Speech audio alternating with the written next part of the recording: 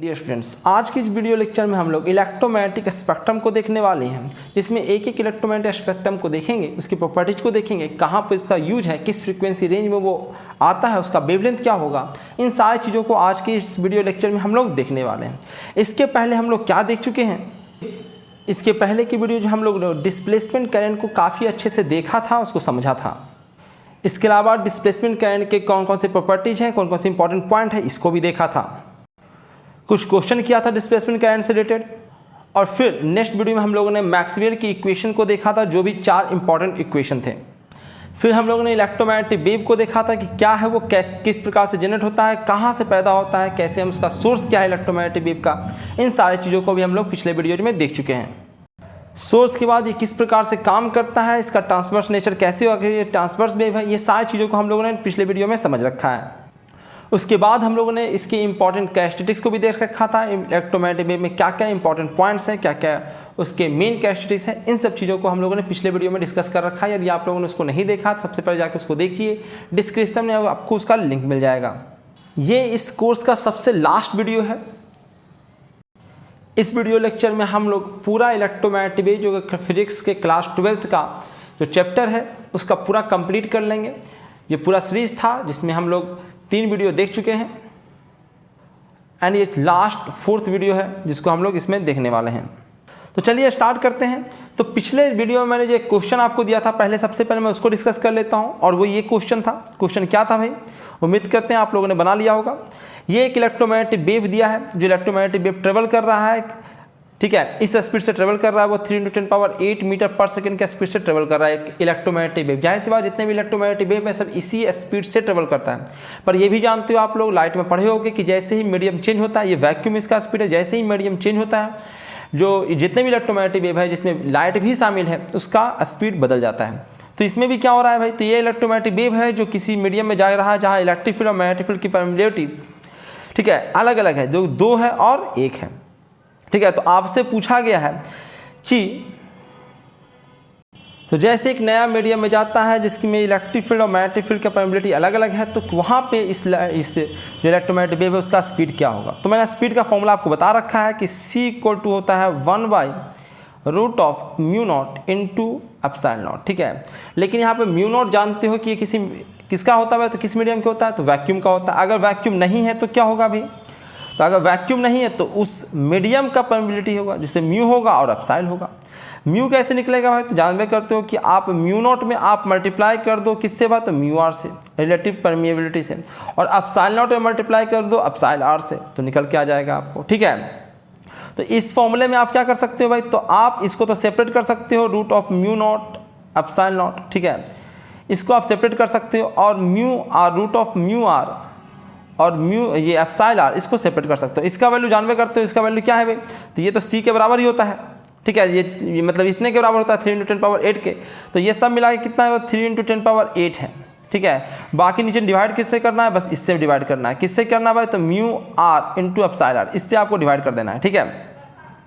सब क्या फॉर्मूला बन रहा है, तो c अगर आपको निकालना है तो c निकल रहा है 3 × 10⁸ तो है ही, बस आपको एक्स्ट्रा डिवाइड कर देना है आपको कितना से भाई, तो μr और एप्सिलॉन से, जो कि आपको दे रखा है 3 × 10⁸ तो है ही ऊपर, नीचे आपको आना है 2 × 1, ठीक है, यानी इतना ही होगा। 3 को बस डिवाइड कर देना आपको √2 से, अगर कर सकते हो बहुत अच्छी बात है, नहीं कर सकते हो तो यहीं पर छोड़ दे, इतना मीटर पर सेकेंड इसका आंसर आने वाला है, ठीक है। तो ये सिंपल सा क्वेश्चन था, उम्मीद करते हैं आप लोग कर लिए होंगे इस क्वेश्चन को। अब हम लोग इस वीडियो को स्टार्ट करते हैं। इलेक्ट्रोमैग्नेटिक स्पेक्ट्रम, स्पेक्ट्रम मतलब होता है कि इलेक्ट्रोमैग्नेटिक वेव में कौन कौन से हैं स्पेक्ट्रम, स्पेक्ट्रम कौन कौन से वेवलेंथ उपलब्ध है हमको इलेक्ट्रोमैग्नेटिक वेव में, क्या रेंज होता है, ठीक है, पूरा इलेक्ट्रोमैग्नेटिक वेव पे कौन कौन है, इस सब चीज़ों को हम लोग देखने वाले हैं, ठीक है। तो देखिए ये है आपका पूरा स्पेक्ट्रम है, कहाँ से इसमें साफ साफ नहीं दिख रहा होगा, ये आपको NCERT की बुक का है, और यहाँ इसमें आपको साफ साफ दिख रहा होगा, सेम है दोनों, ठीक है। ये NCERT से हूबहू लिया गया है, और ये आपको उसको उसी चीज़ को बनाया गया है, ठीक है। एक तरफ फ्रीक्वेंसी दिया गया इस साइड, और इस साइड आपका वेवलेंथ दिया गया है, ठीक है। और बताया गया है इसमें कि देखो गामा रे इलेक्ट्रोमैग्नेटिक वेव है, एक्सरे है, अल्ट्रावायलेट रे है, विजुअल रे है, विजुअल रीजन है, और ये इंफ्रारेड है, माइक्रोवेव है, उसमें भी शॉर्ट रेडियो वेव है, ठीक है। इसी में आपका आता है टेलीविज़न और FM रेडियो, AM रेडियो, और लॉन्ग रेडियो वेव्स, यानी पूरा का पूरा ये रेडियो वेव है। तो आपको समझ में आ गया कि मुख्य रूप से आपको कौन कौन से इलेक्ट्रोमैग्नेटिक वेव याद रखने हैं भाई, कौन को पता होना चाहिए। तो गामा रे आप नाम सुन चुके हो, ठीक है, एक्सरे आप सुन चुके हो, अल्ट्रावायलेट सुन चुके हो, विजुअल सुन चुके हो, इंफ्रारेड, माइक्रोवेव और रेडियो वेव, ये सारा रेडियो वेव है। रेडियो वेव का रीजन बढ़ता जा रहा है क्योंकि आपको जरूरत ज़्यादा पड़ रहा है, ठीक है, लोग काफ़ी ज़्यादा चीज़ें यूज कर रहे हैं और सबको रेडियो वेव से ही सप्लाई करना है सबको। यानी टीवी इस्तेमाल कर रहे हो आप, सेलुलर फ़ोन इस्तेमाल कर रहे हो आप, 5G 4G ये सब इंटरनेट इस्तेमाल कर रहे हो, सबको अलग अलग रेडियो वेव का एक फ्रीक्वेंसी ब्रॉड, जिसको ब्रैंड विड्थ बोलते हो आप, वो डिस्ट्रीब्यूट करती है गवर्नमेंट कि इतना से इतना रेंज में आप किसी सिग्नल को जनरेट कर सकते हो, ठीक है। अब कुछ सरकार को भी अपना बचा के रखना है, जिसपे उनको ट्रांसमिशन करना है अपने सिक्योरिटी पर्पस के लिए, ठीक है। जैसे उनको अपने पायलट को इंस्ट्रक्शन देना तो वो भी रेडियो वेव के थ्रू देंगे, तो वो आपका रेडियो वेव की फ्रीक्वेंसी है उसकी अलग फ्रीक्वेंसी अलग अलग होगी, नहीं होगी तो इंटरप्ट करेगा, ठीक है, वो किसी और को कैच कर लेगा, फिर आप जो बात फ़ोन पर बतिया रहे हो उसको वो पकड़ते रहेगा, तो दिक्कत हो जाएगी। सबका अलग अलग रहेगा, ठीक है, क्योंकि उनको हाई कम्युनिकेशन करना, उसमें उनको ट्रैफिक नहीं चाहिए होता है, जो पायलट बात करेंगे उसको ट्रैफिक नहीं चाहिए होता है। तो सबको सरकार एलोकेट करती है कि आप कौन से बैंड ब्रिथ का इस्तेमाल कर सकते हो और कौन सा नहीं करोगे, ठीक है, किस रेंज में आपको सिग्नल जनरेट करना है, नहीं तो आपको पकड़ के जेल में डाल देगी वो। तो ये है आपका। इसमें एक और चीज़ आप लोग देखिए ध्यान से, वेवलेंथ देखिए, जैसे जैसे हम नीचे आ रहे हैं रेडियो वेव की तरफ, वेवलेंथ बढ़ता जा रहा है, फ्रीक्वेंसी आपका क्या हो रहा है भाई, फ्रीक्वेंसी कमता जा रहा है, और फ्रीक्वेंसी कमेगा तो जाहिर सी बात है एनर्जी भी कमेगा, ठीक है, ये रिलेटेड होता है फ्रीक्वेंसी से।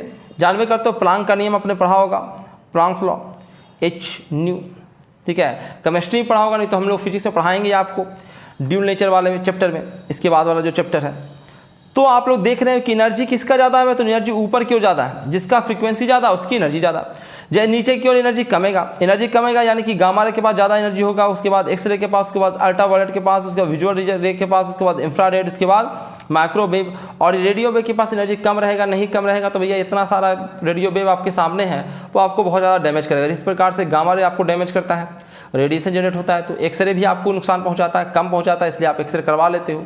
डॉक्टर वगैरह देखो एक्सरे करते हैं तो करते वक्त भाग जाते हैं वो, क्यों भाग जाते हैं, क्योंकि वो दिन भर एक्सरे में रहेंगे तो उनको शरीर को नुकसान पहुंचाएगा। आपको तो यार एक महीना में या साल भर में एक आध बार एक्सरे होता होगा, वो भी नहीं होता होगा, 4-5 साल में एक आध बार होता होगा, तो आपको नुकसान कम पहुंचाता है। लेकिन डॉक्टर लोग दिन भर उसी में बैठे रहते हैं, उनको वो हर्ट करेगा, नुकसान पहुँचाएगा, ठीक है। उसके बाद यहाँ पर मैंने वो भी रीजन दे रखा है, विजुअल रे का रीजन, ठीक है। विजुअल रे का रीजन आपको ऑब्जेक्टिव क्वेश्चन पूछा जाता है, पूछा तो हर कुछ जाता है, कुछ भी जा सकता है ऑब्जेक्टिव क्वेश्चन में, इतना सारा क्वेश्चन बनाना है उनको। तो देखो कहीं अलग अलग जगहों पे अलग अलग रेंज दिया रहता है कि भाई 150 नैनोमीटर से लेकर 400 नैनोमीटर तक रेंज होता है, ठीक है, ये रेंज बताया जाता है। लेकिन आप देख ही रहे हो कि यहाँ पे रेंज अलग दे रखा है, तो अलग अलग बुक में अलग अलग दिया रहता है, उसमें कुछ नहीं कर सकते हो आप लोग क्लास 10th में कुछ और पढ़े होगे, यहाँ कुछ और पढ़ रहे हो, ठीक है। तो थोड़ा बहुत कोई एग्जैक्ट लकीर नहीं है कि इतने के बाद को विजुअल हम देख पाएंगे कि नहीं देख पाएंगे, ठीक है, आपकी आँख पर डिपेंड करता है, ठीक है। तो वही है, थोड़ा सा रेंज में थोड़ा सा वेरिएशन रह सकता है। तो ये आपका मोटा मोटी है, ठीक है। यहाँ पे मैंने एक बार में ओवरव्यू दे दिया है, यहाँ से आपको नहीं दिख रहा है, आपकी बुक में भी ये फोटो होगा, वहाँ से भी आप देख सकते हो। इसको याद रखना, एक ही जगह सब चीज़ है, तो याद करने में आपको सहूलियत होगी किस प्रकार से कौन कौन सा किस रेंज में, ठीक है। गामा रे लाई करता है, जैसे गामा रे जो है वो देखो 10^24 अगर हर्ट्ज की बात करें से लेकर 10^90 तक का रेंज में लाई करता है। और गामा रे भी देखो, गामा रे भी इसमें लाई करता है, ये भी आपको 10^20 से थोड़ा सा ऊपर से शुरू होता है, और ये कहाँ तक जाता है भाई, तो ये आपका चला जाता है 10^6 तक गामा रे का रेंज जाता है, ठीक है। तो इस प्रकार से आपको चीज़ें याद रखना है, ठीक है। ऐसे मैं बता देता हूँ सब कुछ, एक एक मैं डिस्कस कर लेता हूँ पूरा डिटेल में। जैसे रेडियो वेव है, रेडियो वेव काफ़ी इंपॉर्टेंट है क्योंकि पूरा कम्युनिकेशन सिस्टम भी आप लोगों को पढ़ना है, कम्युनिकेशन सिस्टम में अलग से क्वेश्चन आ जाएगा रेडियो वेव के रिलेटेड, ठीक है। तो उसको हम लोग डिटेल में पढ़ेंगे रेडियो वेव के बारे में। सबसे पहले रेडियो वेव की फ्रीक्वेंसी, रेडियो वेव की फ्रीक्वेंसी आपके देश में कहाँ से कहाँ तक है, तो वह 500 किलोहर्ट्ज से लेकर 1000 मेगाहर्ट्ज तक की फ्रीक्वेंसी रेडियो वेव को दी गई है, ठीक है। इसमें जितना प्रसारण होगा सब रेडियो वेव कहलाएगा, ठीक है। और ये जाहिर सी बात सबसे बड़ा रेंज इसी का पड़ जाता है, रीजन है क्योंकि हमको वेवलेंथ क्या करते जाना है, नीचे जो कमती बढ़ाते जाना, यानी कि एनर्जी को कम ही करना है, तो वो हम लोग जनरेट करते रहते हैं रेडियो वेव अलग अलग फ्रीक्वेंसी पे जनरेट करना मैंने बता ही रखा है। एसी में पढ़ाऊंगा तो उसमें भी मैं डिस्कस करूँगा कैसे हम इलेक्ट्रोमैग्नेटिक वेव को जनरेट करते हैं और किसी फ्रीक्वेंसी पे हम कैसे जनरेट कर सकते हैं। यूजेज, रेडियो वेव का इस्तेमाल कहाँ होता है भाई? तो रेडियो वेव नाम ही से क्लियर है कहाँ इस्तेमाल होता है। तो सबसे पहले ग्राउंड वेव प्रोपगेशन में। ग्राउंड वेव प्रोपगेशन को मैंने कम्युनिकेशन सिस्टम में पढ़ा रखा है, ठीक है। अगर आप लोगों ने नहीं देखा तो उसका वीडियो यूट्यूब पर अपलोडेड है, उसको भी आप देखिए, जरूर देखिए, बहुत अच्छा सा बना हुआ है। तो ग्राउंड वेव प्रोपगेशन, जिसको आप एम एम्पलीट्यूड मॉड्यूलेशन कहते हो। एम आपने सुना होगा, अगर रेडियो आप इस ट्रांजिस्टर आप इस्तेमाल करते हो तो उसमें FM AM दोनों रहता है। आप सिर्फ FM नाम सुने हो, पर AM भी उसमें रहता है, ठीक है। आपका मोबाइल वाला में नहीं, उसमें सिर्फ रेडियो, वो उसमें गाना सुनने के लिए देता है, तो गाना जनरली FM पे सुना जाता है क्योंकि उसमें मधुर स्वर आता है, उसमें जो संगीत वगैरह है, ठीक है। अगर AM पे सुनेंगे बहुत घरघराहट वगैरह रहेगा, ठीक है। तो एक नया दिया गया फ्रीक्वेंसी मॉड्यूलेशन FM, ठीक है, जिसपे जनरली सॉन्ग के लिए वो डेडिकेटेड होता है। और AM जो होता है उस पर जनरली प्रसारण होता है, जो पहले के समय प्रसारण हुआ करता था, जब टेलीविजन नहीं था तो जितने भी चीज़ें थे सब रेडियो प्रसारण करते थे, कोई भी करते रहता है, ठीक है। गवर्नमेंट से परमिशन लिया, अपना खोल के बैठ गया, जैसे टीवी पे ढेर सारा चैनल है ना, उसी प्रकार से उसका भी ढेर सारा चैनल है। FM भी अब तो ढेर सारा आ गया है, जैसे कहते 98.3 रेडियो FM, रेडियो मिर्ची और रेड FM, पता नहीं क्या क्या, ठीक है। तो गवर्नमेंट के परमिशन से अपना अपना खोल सकते हो, तुम भी खोल सकते हो, अपना ले लो एक, ठीक है। ये देख लीजिए। सेकंड में क्या है, तो टीवी वेव, सब रेडियो वेव है। टीवी जो आप देखते हो वहाँ पे भी सिग्नल आ रहा है, तो टीवी वेव के लिए अलग से एलोकेटेड है, ठीक है। इस फ्रीक्वेंसी में टीवी को वेवलेंथ मिलता है, जो बैंडविड्थ मिलता है 54 मेगाहर्ट्ज से लेकर 890 मेगाहर्ट्ज के बीच में टीवी वेव के जितने भी सिग्नल प्रसारित किए जाते हैं, ब्रॉडकास्ट किए जाते हैं, वो इसी रेंज में रहता है, ठीक है। ग्राउंड वेव वाला मैंने बताया ही आपको कि एम जो होता है, ग्राउंड वेव प्रोपगेशन कहाँ इस्तेमाल में आता है वो देखना। ग्राउंड वेव मतलब ऐसे ही जो माइक पास हल नहीं करता था पुलिस लोग, जो अपना माइक लिए रहता है एक जगह से दूसरी जगह पे बात करता रहता है, वॉकी टॉकी जिसको बोलते हो तुम लोग, तो 530 किलोहर्ट्ज से लेकर वो 1700 किलोहर्ट्ज तक के बीच वो सप्लाई करता है। जाहिर सी बात है फ्रीक्वेंसी रेंज कम है, ठीक है, एनर्जी कम होगा, आसपास के कम्युनिकेशन के लिए, ग्राउंड से ग्राउंड के लिए है, थोड़ा थोड़ा दूरी पर बातें जो करते हैं उसमें ये काम आता है, ठीक है। टीवी जाहिर सी बात है दूर से भेजना सिग्नल, तो इसमें ज़्यादा रहेगा, ठीक है, रेंज भी ज़्यादा है। 54 मेगाहर्ट्ज से लेकर 890 मेगाहर्ट्ज के बीच का इसका सप्लाई होता है, फ्रीक्वेंसी रेंज होता है। FM, यही FM रेडियो है जिसको हम फ्रीक्वेंसी मॉड्यूलेशन कहते हैं, जिस कम्युनिकेशन सिस्टम में मैंने बिल्कुल अच्छे से एक्सप्लेन किया है कि FM AM में क्या डिफरेंस है, किस प्रकार से मॉड्यूलेशन किया जाता है, इस सारी चीज़ को मैंने एक्सप्लेन कर रखा है, उसको जाके देखिए। तो ये FM जो होता है इसकी सप्लाई होता है, देखो इसमें मैंने ज़्यादा लिखा नहीं क्योंकि आप जानते हो इसके बारे में। एक और चीज़ बता देता हूँ कि यहाँ मैंने कुछ इंपॉर्टेंट पॉइंट को मेंशन किया है, ठीक है। बुक में आपको बहुत डिटेल में दिया रखा है NCERT में, और जब भी आपको कोई थ्योरी पढ़ना हो तो NCERT से अच्छी बुक कोई नहीं है, क्योंकि उससे हर एक कॉम्पिटिटिव एग्जाम में क्वेश्चन दिया जाएगा, ठीक है। तो उसको पढ़ लीजिए, ज़्यादा वो फायदा करेगा, उसको पढ़िएगा, मैक्सिमम चीज़ें कवर होगा। लेकिन यहाँ में इंपॉर्टेंट चीज़ें जो है जिसको कम से कम आपको याद होना चाहिए वो मैं यहाँ बता देता हूँ आपको, ठीक है। उसके बाद क्या है भाई, तो इसके बाद है आपका UHF अल्ट्रा हाई फ्रीक्वेंसी, जो सेलुलर फ़ोन यानी कि जो आपका स्मार्टफोन इस्तेमाल करते हैं तो उसमें जो सिग्नल आता है वो इसी में आता है, ठीक है, UHF में, ठीक है, जहाँ पे फ्रीक्वेंसी होते हैं 800 से लेकर 2400 मेगाहर्ट्ज के बीच, ये भी मेगाहर्ट्ज में है, ठीक है। 800 मेगाहर्ट्ज से लेकर 2400 मेगाहर्ट्ज के बीच की सप्लाई होती है सेलुलर फ़ोन के लिए, जो आप फ़ोन वगैरह करते हो, ठीक है, बातें करते हो, तो सरकार ने उसमें एक बैंडविड्थ दे रखा है, किसी बीच आपको सप्लाई मतलब करना है। जैसे कि आपने सोचा है कभी कि आपका जो टीवी पहले, ठीक है, आपकी टीवी पहले ऐसे ही चल जाता था, उसके बाद क्या आया, तो भाई आपको सेट टॉप बॉक्स लगाने के लिए कहा गया। क्यों कहा गया, कभी सोचा आपने? नहीं है, ऐसे ही, क्योंकि पहले जो फ्रीक्वेंसी में दिया जाता है सप्लाई वो आपका सिंपल एंटीना ही उसको रिसीव कर लेता था, ठीक है, लेकिन वो अब किसी और को डिस्ट्रीब्यूट कर दिया गया। अब जो वेवलेंथ सप्लाई आता है टीवी को, उसको सिंपल एंटीना कैच नहीं कर सकता, तो उसके लिए आपको सेट टॉप बॉक्स रखना पड़ता है, ठीक है। तो इस कारण से सेट टॉप बॉक्स कंपलसरी किया गया, क्योंकि बिना सेट टॉप बॉक्स के अब नहीं चलेगा काम, ठीक है।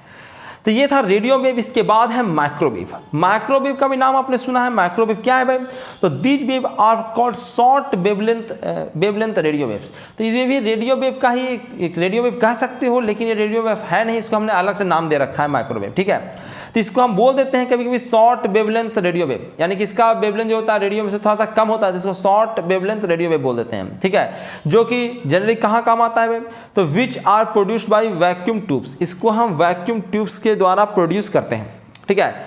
कैसे करते हैं हम लोग फिर कभी जानेंगे। इसकी फ्रीक्वेंसी रेंज याद रखिएगा 1 गीगाहर्ट्ज से लेकर 300 गीगाहर्ट्ज के बीच इसकी फ्रीक्वेंसी रेंज होती है। और कहाँ इस्तेमाल होता है भाई, रडार सिस्टम में इसका इस्तेमाल होता है। रडार एयरक्राफ्ट के नेविगेशन में, एयरक्राफ्ट आपके दुश्मन का एयरक्राफ्ट आपके एरिया में घुस गया है तो आपका रडार उसको आइडेंटिफाई कर लेगा, बता देगा यहाँ पे है। क्या करता है भाई, तो रडार क्या करता है, खुद ही माइक्रोवेव जनरेट करता है, वो जाता है। जैसे आपको मैं बता देता हूँ, यहाँ पे ये रडार है ऐसे, यहाँ पे कोई आपका एयरप्लेन चल रहा है, ठीक है, तो ये क्या करेगा भाई, तो ये खुद ही एक माइक्रोवेव जनरेट करेगा। कौन करेगा, ये वाला करेगा, ठीक है, जो आपका रडार है।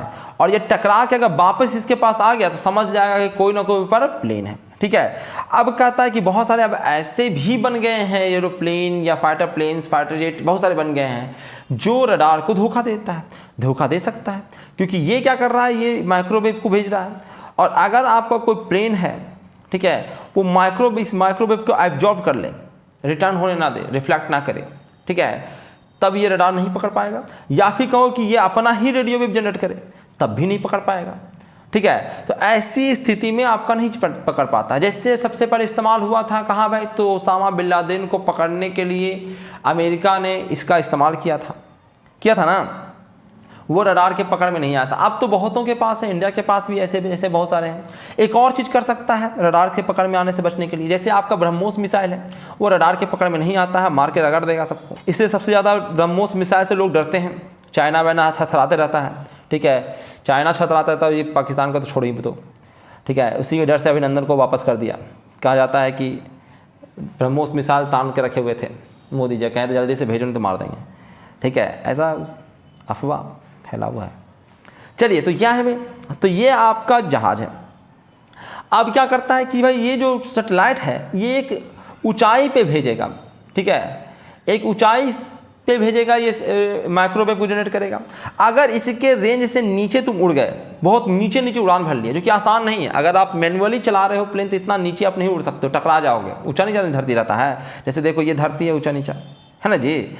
यहाँ पे चलाओगे और एक तुम बार बार ऊपर नीचे करना पड़ेगा, उतना तेज चलता रहता, तुरंत नहीं कर पाओगे ना, तो ये नहीं हो पाएगा। ये इसमें बहुत ज़्यादा रिस्क है, पायलट के बस की बात नहीं है। लेकिन ब्रह्मोस मिसाइल जो होता है वो बहुत नीचे उड़ सकता है, वो सेल्फ गाइडेड होता है, खुद ही उसको गाइड कर लेता है, खुद ही अपना रास्ता मोड़ लेता है। ब्रह्मोस मिसाइल इतना खतरनाक है, ठीक है, क्रूज मिसाइल है, बहुत ही खतरनाक मिसाइल है, ठीक है। तो ये अपना रास्ता एक बार सेट कर दोगे तो घूम घाम के उसको रगेद के मारेगा, ठीक है। बस उसको कोऑर्डिनेट सेट होना चाहिए, किस चीज़ को पीछा कर रहा है वो, ठीक है। जहाज को लॉक कर दियो तो उस जहाज को ढूंढ के मारे, चाहे वो घूमते रहे किधर भी, उसको ढूंढ के मारेगा। या कोई कोऑर्डिनेट तुमने फिक्स कर दिया है कहीं की जगह पे, तो वहाँ पे अपने आप चला जाएगा नेविगेट करके आप खुद ही, ठीक है। उसमें खुद ही विंग्स वगैरह लगे होते हैं, ठीक है। तो रडार से हम बच सकते हैं। जब हम पता लगेगा रडार का टेक्नोलॉजी तब ना, कि रडार क्या करता है, माइक्रोवेव जनरेट करता है, रिटर्न अगर टकरा के हो गया तो रडार इसको आइडेंटिफाई कर लेगा। नेक्स्ट है, अरे तुम जो खाना बनाते हो, जो आप अपने सिस्टर वगैरह को देते हो खाना बनाने के लिए, माइक्रोवेव ओवन, ठीक है, जिसमें खाना गर्म रहता है या खाना बनता है, माइक्रोवेव ओवन में जो होता है वो कुकिंग पर्पस के इस्तेमाल होता है, उसमें भी माइक्रोवेव का ही इस्तेमाल होता है। माइक्रो जैसे प्रकार से आप सनलाइट को रखते हो, तो सनलाइट क्या करता है, उसमें रख देते हो, सॉलिड को खाना बनाते हो कि नहीं बना लेते हो, तो वो भी इलेक्ट्रोमैग्नेटिक वेव है। उसी प्रकार से माइक्रोवेव भी इलेक्ट्रोमैग्नेटिक वेव है, ठीक है। तो माइक्रोवेव हम जनरेट कर सकते हैं इजली ना, बाकी हम नहीं वेव जनरेट कर सकते, कॉस्टली पड़ेगा। तो माइक्रोवेव में भी एनर्जी है, तो उसी एनर्जी से हम खाना बना लेते हैं या गर्म कर लेते हैं खाना बना हुआ है तो, ठीक है। तो माइक्रोवेव का इस्तेमाल करते हैं कुकिंग पर्पसेस में, ठीक है, वहाँ भी माइक्रोवेव का इस्तेमाल होता है, ठीक है। अब कह रहा है in the study of atomic and molecular structure. Atom अगर कोई आपका क्रिस्टल है, ठीक है, कोई मैटर है, इसमें एटम इस प्रकार से अरेंज है, तो हम क्या करते हैं यहाँ पे ये माइक्रोवेव भेजते हैं, तो कहीं पे भाई जहाँ पे जगह उसका वहाँ पेंट्रेट कर जाएगा, घुस जाएगा, ठीक है। जहाँ पे जगह नहीं है वहाँ पे नहीं घुसेगा, जहाँ ज़्यादा आइटम वगैरह मटेरियल है, और यहाँ आपको फोटो प्लेट पे वो सारा का सारा इमेज दे देगा, सेम समझो एक्सरे जैसा, ठीक है। माइक्रोवेव से हम एक प्रकार समझो कि हम किसी मैटर का एक्सरे ले लेते हैं, और एक्सरे अगर ले लेंगे तो हमको स्ट्रक्चर पता लग गया, जैसे आपके बोन वगैरह कहाँ पे है, कहाँ पे टूटा है, कहाँ फ्रैक्चर, एक्सरे बता देता है ना। उसी प्रकार से माइक्रोवेव के थ्रू हम कोई भी स्ट्रक्चर, मॉलिक्यूलर स्ट्रक्चर है, कोई भी बॉडी अगर आपका मैटर है तो उसमें किस प्रकार से मॉलिक्यूल्स अरेंज है, ये सारा चीज़ आपको बता देता है, ठीक है। In the study of atomic and molecular structure, किसी का मॉलिक्यूलर स्ट्रक्चर के इस प्रकार से, ये सारा चीज़ आपको माइक्रोवेव स्टडी से पता लग जाता है। नेक्स्ट है to measure the speed of vehicle, speed of cricket ball etc। Cricket ball जैसे आप लोग देखते होंगे कि भाई ट्रैफिक पुलिस वगैरह एक गन सा लिए रहता है ऐसे, ठीक है, और अगर कोई गाड़ी तेज़ी से पास किया तो ये गन को रखे रहेगा, ठीक है। फिल्मों वगैरह में देखे होंगे, और बहुत तेज़ी से पास किया तो ये गन उसको मेजर करके दे देगा कि इतना स्पीड से गाड़ी गया है यहाँ से, ठीक है। अब उतने स्पीड से गया है तो पता लगा कि ये जो यहाँ पे लिमिट है, स्पीड लिमिट, उससे तेज जा रहा है तो उसको पीछा करेगा पुलिस, ठीक है, उसको पकड़ेगा, कहेगा इसको पकड़ो, तेज गाड़ी चला रहा है, ठीक है। अब यही होता है क्रिकेट बॉल में। ये करता है क्या है, तो ये माइक्रोवेव जनरेट करता है, और इसको तुमने झट से क्रॉस किया तो ये माइक्रोवेव का जो रीजन है उसको तुमने कितना समय में क्रॉस कर लिया, उससे ये गन खुद ही कैलकुलेट कर लेगा कि ये आदमी तेज गाड़ी चला रहा है, ये इसका स्पीड बता देगा वो, ठीक है, तुरंत के तुरंत। उसी प्रकार से क्रिकेट बॉल में तुम सोचते हो कि यार ये इतना तेजी से बॉल फेंकता है, तुरंत के तुरंत कैलकुलेट कैसे कर लेता है, और तुरंत तुरंत टीवी के नीचे दिखा जाता है इतना स्पीड से बॉल फेंका है। तो वो यही इलेक्ट्रॉन, ये जो माइक्रोवेव गन होता है, उससे थ्रू हम पता कर सकते हैं क्रिकेट बॉल को स्पीड, कि फट से गया है वहाँ से पास किया तो कितना स्पीड से कोई चीज़ है वो उसके सामने से हटी है या पास किया है, ठीक है। तो ये है माइक्रोवेव का यूज, मेन यूज, ठीक है। बहुत सारे और भी हैं। इसी प्रकार से है इंफ्रारेड, ठीक है। ये थोड़ा सा वीडियो बड़ा होगा क्योंकि बहुत सारे हैं, जान ही रहे हो, सबको हमको पढ़ना है। इंफ्रारेड, इंफ्रारेड किसको कहते हैं भाई, तो जानवे करते हो इंफ्रारेड के बारे में भी तुम लोग अच्छे से जानते हो, ठीक है। क्या है बता, this wave are produced from the heat radiating bodies and molecules.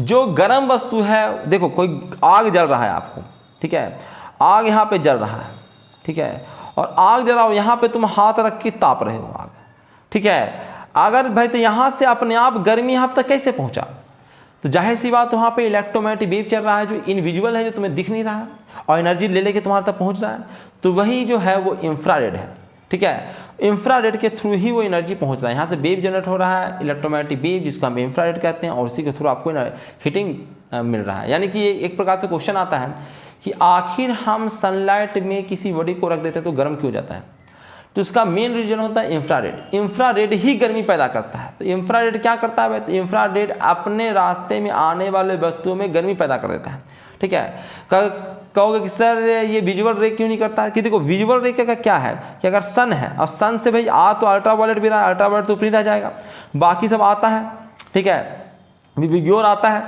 ठीक है, विजुअल लाइट, और उसमें इंफ्रारेड भी आता है। जैसे इंफ्रारेड आया या बाकी सब जितने भी कलर आए, सातों कलर आया, ठीक है, तो मैक्सिमम जो होता है वो रिफ्लेक्ट हो जाता है। जानवे करते हो कि कोई भी चीज़ हमें दिख क्यों रहा है, क्योंकि वहाँ से विजुअल रे रिफ्लेक्ट होकर हमारे आंखों तक पहुँच रही है। तो मैक्सिमम लाइटों को क्या कर देता है, कोई भी बॉडी रिफ्लेक्ट कर देता है, रिफ्लेक्ट कर दिया इसकी आंखों तक, ठीक है। अब जो रिफ्लेक्ट कर दिया वो एनर्जी अपने पास रखे हुए नहीं किया, तो गर्म कैसे होगा, तो रखता किसको है, तो ये इंफ्रारेड को अपने पास रख लेता है, और ये फिर से इंफ्रारेड अपना जनरेट करता है। तो जाहिर सी बात है बहुत सारी एनर्जी रख लिया, कुछ एनर्जी हल्का फुल्का जनरेट कर दिया, तो ये इंफ्रारेड एनर्जी को रख लिया, इसलिए वो गर्म होगा। बात समझ में आया। इसके बाद कहता है they have high penetration power. देखो हाई पेनिट्रेशन पावर हम बोल रहे हैं तो ये गामा रे से हम तुलना नहीं कर रहे हैं, रेडियो वेव जो आप पीछे पढ़ चुके हो ना उससे तुलना कर रहे हैं।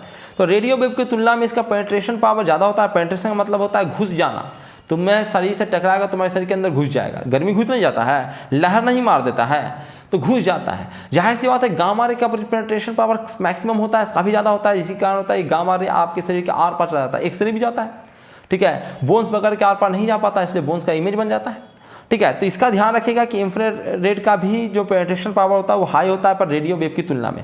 ये भी याद रखिएगा कि इंफ्रारेड का जो डिस्कवरी किया था वो हर्चल ने किया था, ठीक है।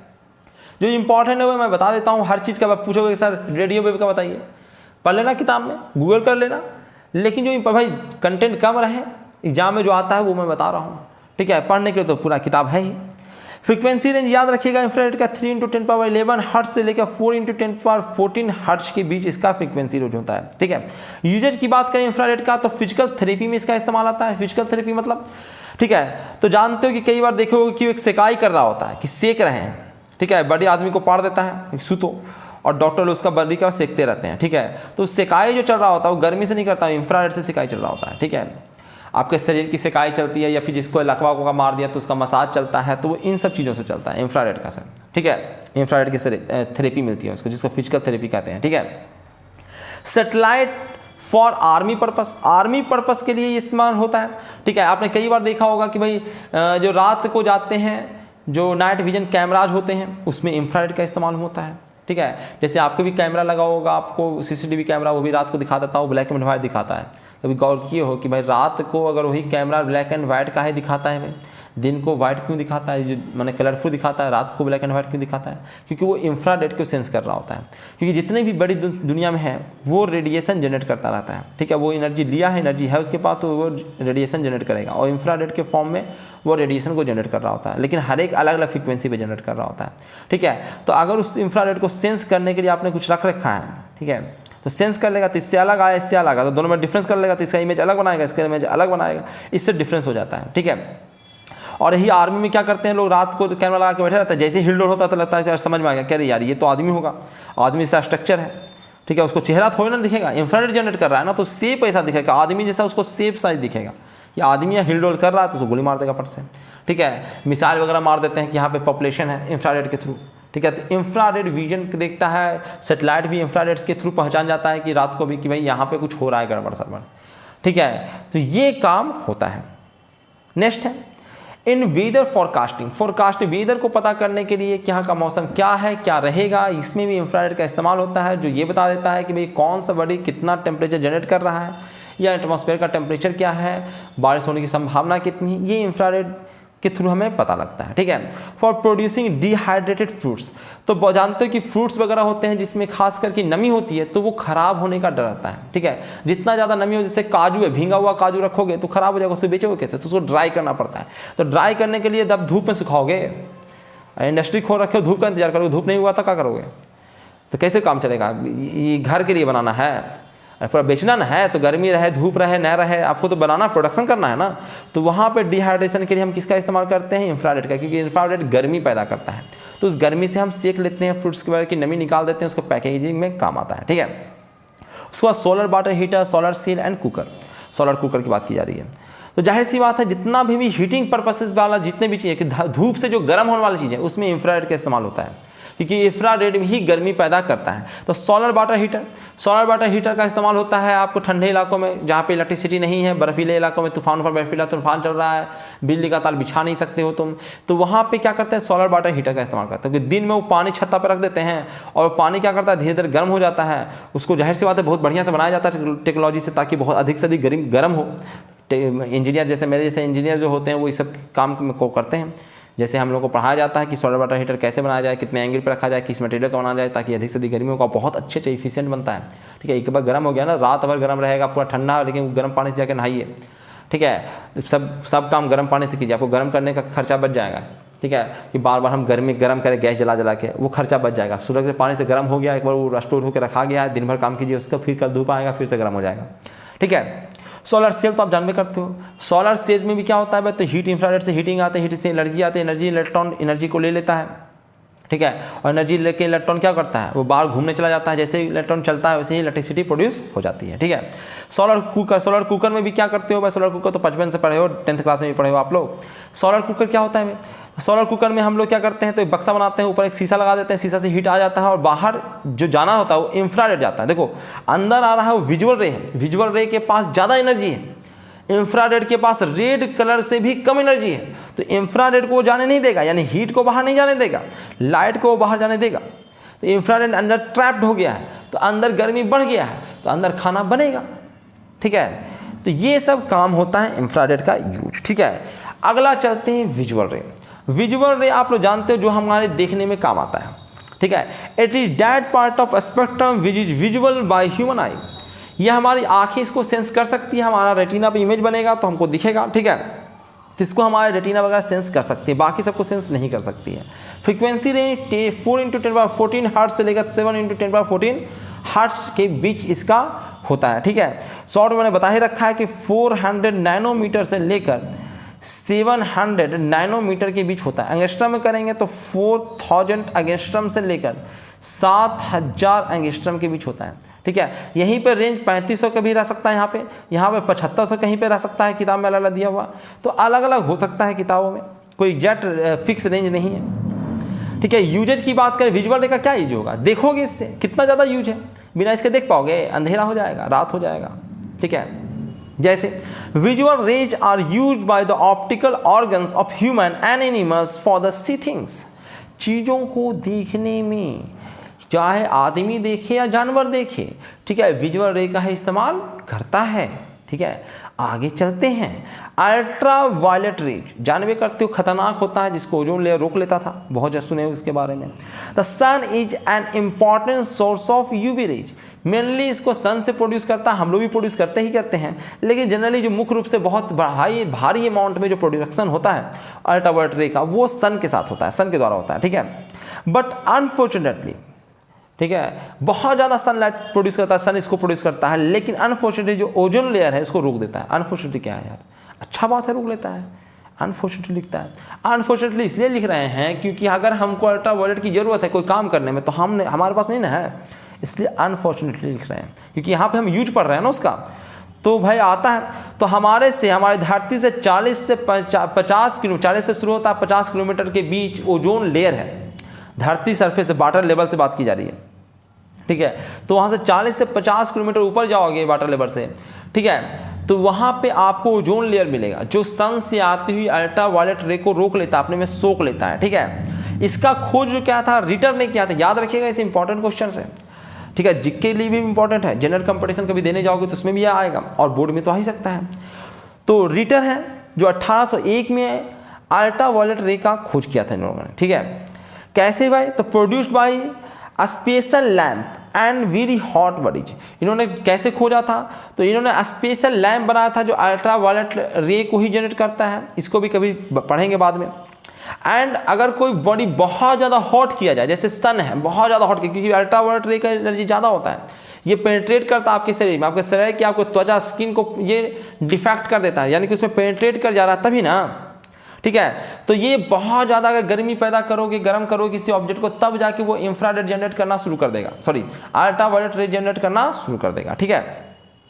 कह फ्रीक्वेंसी रेंज, तो इसका फ्रीक्वेंसी रेंज होता है 10⁻14 हर्ट्ज से लेकर 7 × 10⁻16 हर्ट्ज के बीच, ठीक है। यूजेज की बात करें तो अल्ट्रा वायलेट रे का यूज होता है बर्गर अलार्म में, ठीक है, एक प्रकार का अलार्म होता है जिसमें ये अल्ट्रा वायलेट रे का इस्तेमाल किया जाता है, ठीक है। इन checking mineral sample, mineral sample, कोई सैंपल है मिनरल का, तो कितना % उसमें क्या है, ठीक है, वो हमारे लिए इकोनॉमिकल है कि नहीं, कुछ करें कि नहीं कर रहे, तो मिनरल सैंपल को चेक करने के लिए हम इसका इस्तेमाल करते हैं अल्ट्रा वायलेट रेज का, ठीक है। नेक्स्ट है स्टडी ऑफ मॉलिक्यूलर स्ट्रक्चर, इससे पहले भी हम लोगों ने देखा कि मॉलिक्यूलर स्ट्रक्चर पता करने के लिए हम माइक्रोवेव का भी इस्तेमाल करते हैं, लेकिन ये और ज़्यादा पेनिट्रेट करता है अल्ट्रा वायलेट रे, तो इसका भी इस्तेमाल कर सकते हैं। भाई एक्सरे का इस्तेमाल करते हैं, एक्सरे वाला नीचे वाला भी कभी भी इस्तेमाल हो जाता है, जहाँ पेनिट्रेशन थोड़ा बहुत ये करेगा, जहाँ भाई सस्ता भी तो देखना है, एक्सरे जनरेट करने से बढ़िया ये सब जनरेट करेंगे, ठीक है। तो जिस लेवल की हमें एक्यूरेसी चाहिए उस अनुसार हम करेंगे, ठीक है। माइक्रोवेव से कम चले तो ठीक है, नहीं तो अल्ट्रा वायलेट रे जनरेट करेंगे, ठीक है। नेक्स्ट है to kill germs in minerals, minerals में कोई भी खाने पीने के सामानों में अगर जर्म्स वगैरह है, जर्म्स मतलब कीड़ा मकोड़ा, ठीक है, तो उसको किल करने में इस्तेमाल आता है। जैसे कि आपके यहाँ जो वाटर फिल्टर, तो उसको जाके पढ़िएगा, उसमें लिखा होगा यूवी सपोर्टेड वाटर फिल्टर, यानी कि वो आपके पानी के अंदर कोई माइक्रो ऑर्गेनिज्म है, यानी कोई बैक्टीरिया वगैरह कुछ है, कीड़ा मकोड़ा, तो उसको मार देता है, और उसको मारता कौन है, अल्ट्रा वायलेट रे। सोच लो, अगर उसको मार सकता है, तुमसे होके चला गया, तो तुम्हारे भी जो सेल्स हैं उसको डिस्ट्रॉय कर देगा ये अल्ट्रा वायलेट रे। संभाल के रहना इससे, ठीक है, पानी पीने के लगा तो रखे हो, पर संभाल के रहना। उसके बाद है सैनिटाइज सर्जिकल इंस्ट्रूमेंट, तो सैनिटाइज करते हो ना तुम लोग, अब ये हाथ सैनिटाइज कर रहे हो, ठीक है, तो सैनिटाइज कर रहे हो, तो उसमें क्यों सैनिटाइज करते हो, ताकि कीड़ा मकोड़ा मर जाए। तो अगर डॉक्टर को तुम्हारा चीर फाड़ करना है, तो उसको इंस्ट्रूमेंट जो तुम्हारे पेट के अंदर डालना है, तो उसको भी सैनिटाइज करेगा ना, तो सैनिटाइजर लगा के करेगा, तो भैया उसमें भी जर्म्स कुछ ना कुछ बच जाते हैं, ठीक है, 5-10%। अगर वो बच जाएंगे तो आपके पेट में चले जाएंगे और ज़्यादा इफेक्ट करेगा, कि शरीर के बाहर से जब इतना इफेक्ट कर रहा तो पेट के अंदर चल जाएगा तो ज़्यादा इफेक्ट करेगा, तो उसको वो लोग अल्ट्रा वायलेट रेस से सैनिटाइज करते हैं, ठीक है। आप एल्कोहल वाला 90% एल्कोहल, 70% एल्कोहल वाला से सैनिटाइज कर रहे हो, लेकिन वो उससे सैनिटाइज नहीं करेंगे, वैसे भी एल्कोहल अगर अंदर जाएगा तो आपको जलेगा, वो पेट में बहुत सेंसिटिव होता है ना, वहाँ पे एल्कोहल डालोगे तो जलेगा ना, ठीक है। जख्म पे एल्कोहल डालो, कोई जख्म है वहाँ पे डालो सैनिटाइजर, देखो कैसे लहरता है कि नहीं। कटिंग जहाँ पे कट हो गया है, वहाँ पे कटिंग लग गया है, ब्लेड लग गया है वहाँ पे, तो सैनिटाइजर डालो, जलता है कि नहीं जलता है। तो उसके लिए वो सैनिटाइजर का इस्तेमाल नहीं करेंगे, जो इंस्ट्रूमेंट्स है वो अल्ट्रा वायलेट रे में सैनिटाइज होता है, यानी कि उसके जितने भी उस पर कीड़े मकोड़े हैं उसको अल्ट्रा वायलेट रे से मारा जाता है, उसके बाद आपका ऑपरेशन उसी इंस्ट्रूमेंट से किया जाता है, ठीक है। नेक्स्ट है for high precision application such A LASIK eye surgery, ठीक है। लैसिक आई सर्जरी है, एक प्रकार का सर्जरी के नाम है, डॉक्टर तो हो नहीं कि मैं बताऊं तुमको इसके बारे में, ठीक है। तो इस सर्जरी में, आज की सर्जरी में हम अल्ट्रावायलेट रे का इस्तेमाल करते हैं, ठीक है। यार जाहिर सी बात है, कटिंग ये कहीं पे करना होगा तो वहाँ पे हम इसका इस्तेमाल करते हैं, लेकिन प्रिसीजन एप्लीकेशन है, यानी कि प्रिसाइजली अगर हम कहीं पे कटिंग करना है, कटिंग मारना है, तो वहाँ पे अल्ट्रावायलेट रे का इस्तेमाल, लेजर से भी ज़्यादा बढ़िया है। लेजर सर्जरी सुने हो ना, तो लेजरे है ये एक तरह का, ठीक है। लेजर में क्या होता है, लेजर में जितने विजुअल रे हैं, ठीक है, उसमें से कोई भी एक रे को कंसंट्रेट करके वहाँ उसकी एनर्जी को एक जगह पर फोकसित किया जाता है, तो उससे ज़्यादा एनर्जी है ना जी। अरे विजुअल रे से ज़्यादा एनर्जी होता है ना अल्ट्रावायलेट में, तो इससे अगर हम इसको लेके जाएंगे तो और ज़्यादा एनर्जी, और अच्छे से कटिंग करेगा। तो लेजर से भी ज़्यादा ये प्रिसाइज आपको सर्जरी होगा, यानी प्रिसाइज मतलब एक हल्का सा कट लेगा। तो जाहिर सी बात है, इतना प्रिसाइजली हम जनरली कहाँ पे करेंगे, जैसे सेंसिटिव चीज़ें हैं, जैसे आँख की सर्जरी करना है, अब हाथ पैर काटना है तो आपको इसी ने काट देगा, ब्लेडे से मार देगा, बट कट गया फट से, ठीक है। एक्सरे का इस्तेमाल तो बचपन से पढ़े हो ये, हाँ डिस्कवरी याद रखिएगा। रॉन्टजन जो है वो एक्सरे का डिस्कवर किया था, ये इसलिए इंपॉर्टेंट है क्योंकि एक्सरे का एक अलग से चैप्टर है आपका, ठीक है। तो एक्सरे याद रखिएगा, रॉन्टजन ने एक्सरे का डिस्कवरी किया था, ठीक है। फ्रीक्वेंसी रेंज जो होता है वो 3 × 10⁻16 हर्ट्ज से लेकर 3 × 10⁻21 हर्ट्ज के बीच होता है। ये सब याद रखिएगा, इसे पूछा गया है, पिछले साल पूछा गया है, ऑब्जेक्टिव क्वेश्चन ढेर सारे आते हैं, उसमें पूछा जा सकता है। नेक्स्ट है यूजेज। एक्सरे आप जानवे करते हो क्या होता है भाई, तो in surgery to detect the fracture, ठीक है। कहीं पे आपके हड्डी गुड्डी टूट गया है, ठीक है, तो आप एक्सरे कराते हो, पता लग जाता है, ठीक है। Diseased organs, stones in the body, आपके शरीर में कोई स्टोन है तो वो भी एक्सरे बता देगा, ठीक है। कोई ऑर्गन टूट फूट गया तो उसको भी बता देगा, ये सब एक्सरे में आ जाता है, ठीक है। नेक्स्ट है in engineering to detect fault, ठीक है। कोई अगर प्रोडक्ट तुमने बनाया है और बनाने के बाद उसको चेकिंग करना चाहते हो कि अंदर कोई डिफेक्ट, जैसे कि कोई सोना का सामान बनाया तो अंदर खाली है कि नहीं खाली है, कैसे चेक करेगा, तो एक्सरे से चेक कर सकते हो, ठीक है। जैसे कोई ब्रिज है तो ब्रिज के अंदर क्रैक आया है तो अंदर तोड़ के देखोगे ब्रिज को, तो उसको आप एक्सरे के थ्रू देख लेते हैं कि कहीं क्रैक तो नहीं आ गया, तो क्रैक आ गया तो पहले ना हम सही कर लेंगे कि टूटने का इंतजार करेंगे, उसको ढेर सारा आदमी ना मर जाएगा।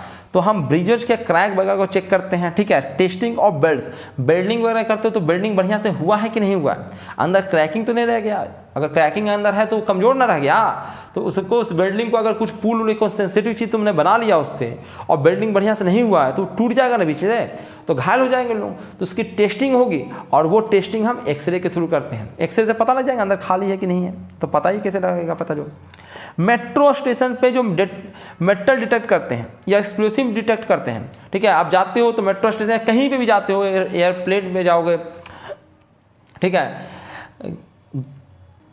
चाहे एयरपोर्ट पे जाओ, कहीं भी जाओ, ठीक है, कहाँ जब सेंसिटिव चीज़ें हैं या फिर राष्ट्रपति से मिलने जाओ, तो वहाँ पे जो डिटेक्टर लगे होते हैं, ठीक है, जो मेटल को डिटेक्ट करते हैं, ऑटोमेटिकली मेटल को डिटेक्ट करते हैं, या कोई एक्सप्लोसिव को डिटेक्ट करता है वो एक्सरे के थ्रू जनरेट करता है, ठीक है। अब तो रेलवे स्टेशन पे भी लगे रहते हैं, जानते हो, ज़्यादा रेलवे पे स्टेशन पे ज़्यादा भीड़ रहता है, ठीक है, ज़्यादा लोग मरते हैं, वहाँ पे ज़्यादा एक्सप्लोसिव किया जाता है, ठीक है, वहाँ पे ज़्यादा बम विस्फोट किया जाता है आतंकवादियों द्वारा, तो वहाँ पे चेकिंग जो होता है मेटल्स वगैरह का वो इसी से एक्सरे के थ्रू होता है, ठीक है। और साइंटिस्ट रिसर्च में भी इसका इस्तेमाल करते हैं एक्सरे का, ठीक है। किसी भी चीज़ को देखना है, किसी के अंदर क्या, तो एक्सरे कर लिया उसका पट से, तो एक्सरे का काफ़ी इस्तेमाल जो रिसर्च में भी साइंटिस्ट करते हैं, ठीक है। नेक्स्ट है गामा रे, ठीक है। गामा रे क्या है भाई, तो they have high penetration power. अरे भैया इसका इतना गामा रे ही आपके शरीर के अंदर घुस जा रहा है और ये तो आपके सेल्स को डिस्ट्रॉय कर देंगे।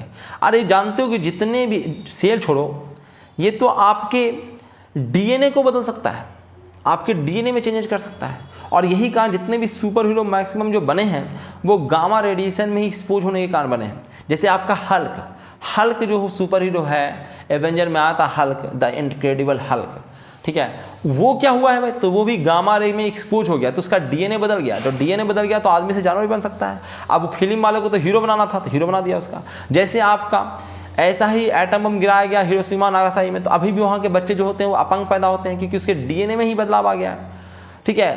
तो ये होता है जहाँ पे इसका एक्सप्लोजन हो जाता है गामा रे का, वो बहुत ज़्यादा डेंजरस है, ठीक है।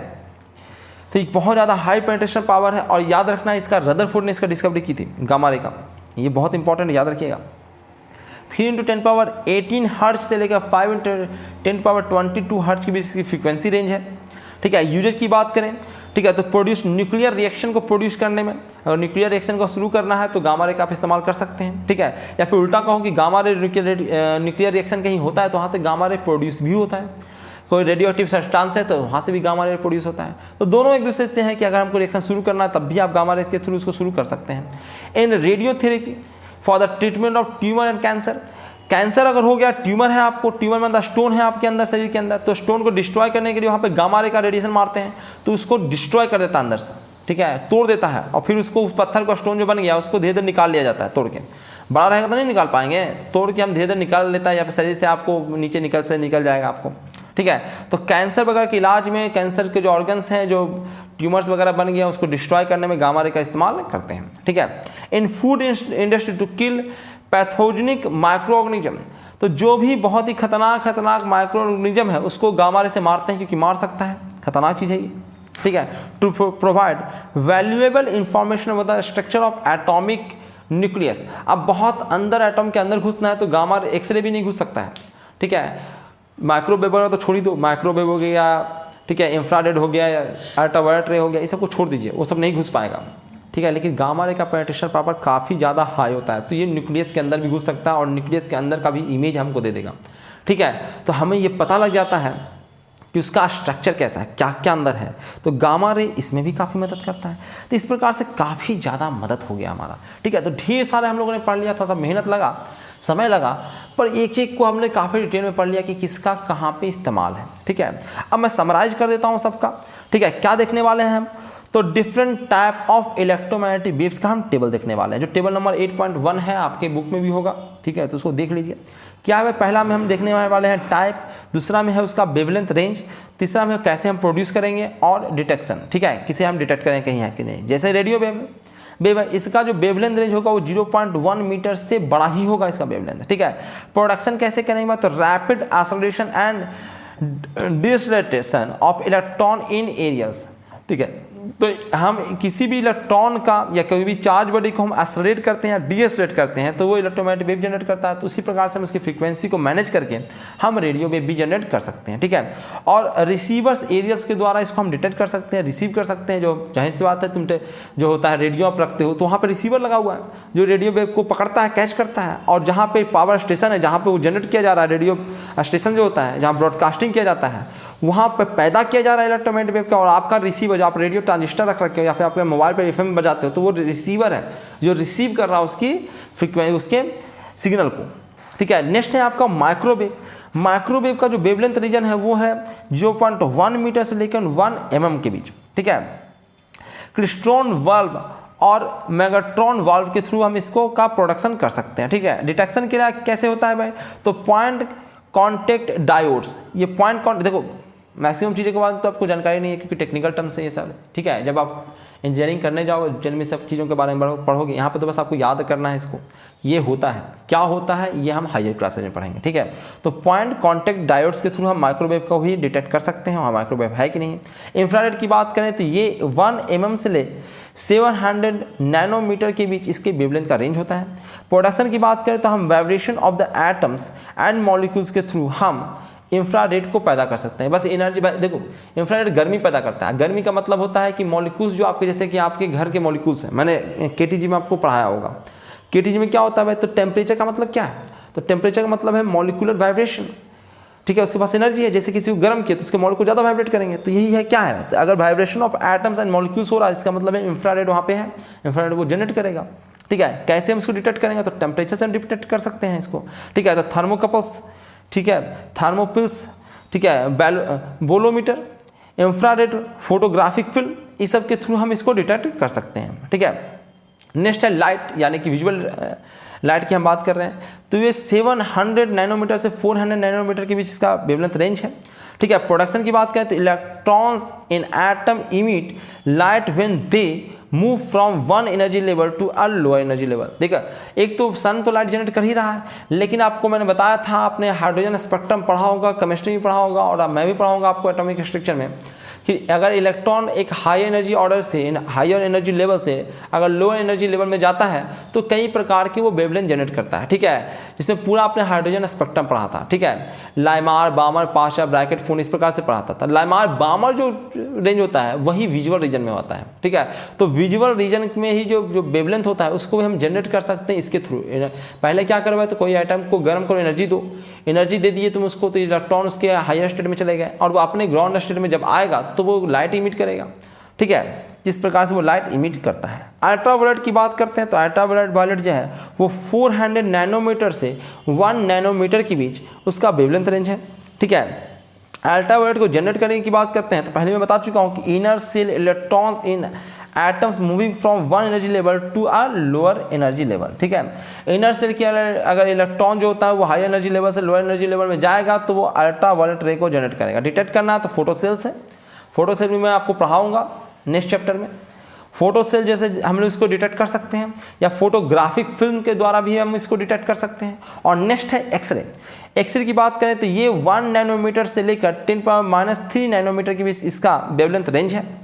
प्रोडक्शन की बात करें तो एक्सरे जो है वो एक्सरे ट्यूब्स और इनर सेल इलेक्ट्रॉन्स के थ्रू इसको हम प्रोड्यूस कर सकते हैं, ठीक है। और डिटेक्शन की बात करते हैं तो फोटोग्राफी फिल्म से हम कर सकते हैं, गीजर ट्यूब्स के से कर सकते हैं, आयोनाइजेशन चैम्बर से कर सकते हैं इसका हम लोग डिटेक्शन, ठीक है। नेक्स्ट है आपका गामा रे, जिसका वेवलेंथ जो होता है वो लेस देन 10⁻³ नैनोमीटर का होता है, ठीक है। और ये हम लोग कहाँ से प्रोडक्शन करते हैं, तो रेडियो एक्टिव डीके में गामा रे अपने आप प्रोड्यूस होता है, ठीक है। यह नेचुरली भी प्रोड्यूस होता रहता है, हम भी करवा सकते हैं इसको, ठीक है। और डिटेक्शन तो भैया डिटेक्शन क्या करोगे, पहली मरने लगोगे, ठीक है। डिटेक्शन आपको ऐसी आपके शरीर कर लेगा उसको डिटेक्ट, ठीक है, क्योंकि आपके ऑर्गन्स आपको फील करने लगोगे उसके, ठीक है। आपको दर्द वर्द महसूस होने लगेगा कि आपको तकलीफ हो रहा है, ठीक है, तड़पने लगोगे तो ऐसे डिटेक्ट हो जाएगा, ठीक है। तो डिटेक्शन करने की जरूरत नहीं है इसका। तो ये था पूरा आपका इलेक्ट्रोमैग्नेटिक वेव का चैप्टर जो यहाँ होता है एंड, ठीक है। पूरा इलेक्ट्रोमैग्नेटिक वेव मैंने पूरा डिटेल में पढ़ा रखा है। 3-4 वीडियो हो गए, 4 वीडियो, चौथा वीडियो था, ठीक है, जिसमें खत्म हो गया। अगर पिछले वीडियो जो आपने नहीं देखा होगा डिस्क्रिप्शन में लिंक होगा, आप जरूर जाके देखिए। कम्युनिकेशन सिस्टम भी पूरा बना हुआ है, ऑप्टिक्स के भी वीडियो बने हुए हैं, वो हिंदी मीडियम के लिए स्पेशली बना हुआ है, उसमें भी मैंने इलेक्ट्रोमैग्नेटिक वेव के बारे में हल्का फुल्का चर्चा किया है। तो अगर आपके पास समय होगा तो ऑप्टिक्स में आप रे ऑप्टिक्स को पढ़िए, ठीक है, सर्च कीजिएगा, रे ऑप्टिक्स लिखिएगा, ठीक है, यंत्र प्रकाश की लिखिएगा, नहीं मिल रहा तो इसके आजाद का नाम लगाइएगा, आपको मिल जाएगा, या फिर मेरे चैनल पर प्लेलिस्ट में जाकर आप उसको सर्च भी कर सकते हैं, ठीक है। तो बहुत बहुत धन्यवाद आप लोगों का, ठीक है। वीडियो को जरूर लाइक कर दीजिएगा, बहुत मेहनत से 1 घंटा वीडियो रिकॉर्ड किया गया आप लोगों के लिए, तो वीडियो को लाइक जरूर कर लीजिएगा, इसको शेयर करना मत भूलिएगा। जो भी आपके दोस्त इधर उधर पढ़ रहे हैं, जनरली ये चैप्टर का नोट्स दे दिया जाता है, बच्चों को पढ़ाया नहीं जाता है क्लासेज में, क्योंकि बिल्कुल थ्योरी है, ठीक है। जो डिस्प्लेसमेंट वाला डेरिवेशन वाला पार्ट है वो किसी के पल्ले पड़ता नहीं है, तो इसलिए नहीं पढ़ाते हैं, ठीक है। तो काफ़ी इंपॉर्टेंट भी था चैप्टर, आपकी जनरल नॉलेज के लिए भी है काफ़ी इंपॉर्टेंट, इसलिए मैंने रिकॉर्डेड दे दिया है, ताकि आपको क्लास में लेक्चर अगर होता, सुनते ना सुनते भूल जाते, यहाँ पे रिकॉर्डेड है, जब चाहोगे तब देख लोगे, जो भी इंपॉर्टेंट पार्ट है सब कुछ देख लोगे, ठीक है। रिकॉर्ड हो जाएगा और वो काफ़ी आगे काम भी आएगा आपको, ठीक है। इसका नोट जरूर बना लीजिएगा और वीडियो को भाई लाइक जरूर कर दीजिएगा, शेयर कर दीजिएगा अपने दोस्तों के साथ, जो भी ग्रुप में हैं आप लोग, व्हाट्सअप, फेसबुक, जो भी ग्रुप में हैं, एजुकेशनल ग्रुप में, सब जगह शेयर कर दीजिएगा इसको, ठीक है। इस वीडियो में इतना ही था, बहुत बहुत धन्यवाद आप लोगों का, थैंक यू वेरी मच। इस वीडियो में इतना ही था।